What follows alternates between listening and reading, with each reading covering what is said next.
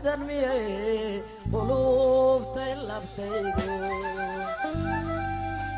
qarandina sideediano cidda qodanaya intii aan qandoodsaday miyan cadhaaqa muyaystay maqiiqba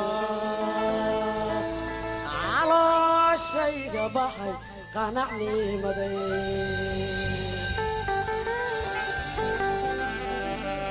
maqiiqba calooshayga baxay qanacnimadayda olaftaa kabriidkiyo miyan qorii ka dhugnaaday sabaarada qadoodiga miyan de la Commission nationale des droits de l'homme, communiqué qui fait état que le 8 août 2012, M. Hussein Ahmed Farah a été interpellé par la police pour exercice d'activité illégale au profit d'un parti politique dissous, en l'occurrence l'UMRD. Il serait en outre donc soustrait aux obligations de contrôle judiciaire auxquelles il était astreint dans une procédure, dans une précédente affaire. À l'issue de sa garde à vue, il a été déféré au parquet qui a donc ouvert une information confiée au juge d'instruction à son encontre. Au terme de son audience, le juge d'instruction l'a inculpé des divers chefs de délit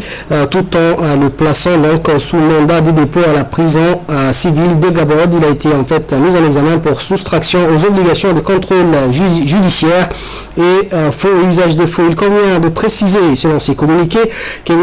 Hussein Ahmed Farah, frère d'un dirigeant d'un parti politique dissous, n'est nullement un journaliste mais un activiste politique déjà connu par les services de police et de la justice pour ses activités délictuelles sans aucune base légale et encore moins un militant brillant des droits de l'homme, auparavant donc tout juste destiné donc à lui attirer la sympathie des organisations internationales, poursuit ce communiqué de la Commission nationale de droits de l'homme.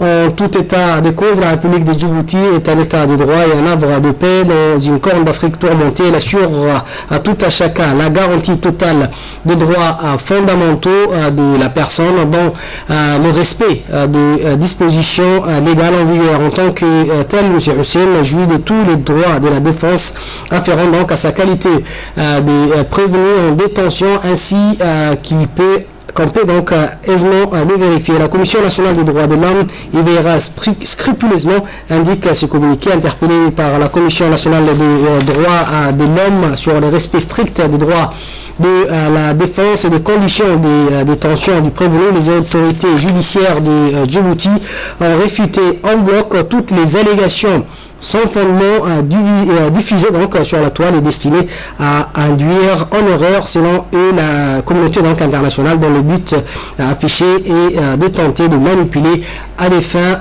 politiciennes une simple affaire de droit commun qui suit donc son cours au tribunal. La Commission nationale des droits de l'homme s'est rendue compte elle-même que le prévenu était assisté de 2 avocats, qu'il reçoit la visite de sa famille ainsi qu'il le retire approprié à son état de santé, conclut le communiqué.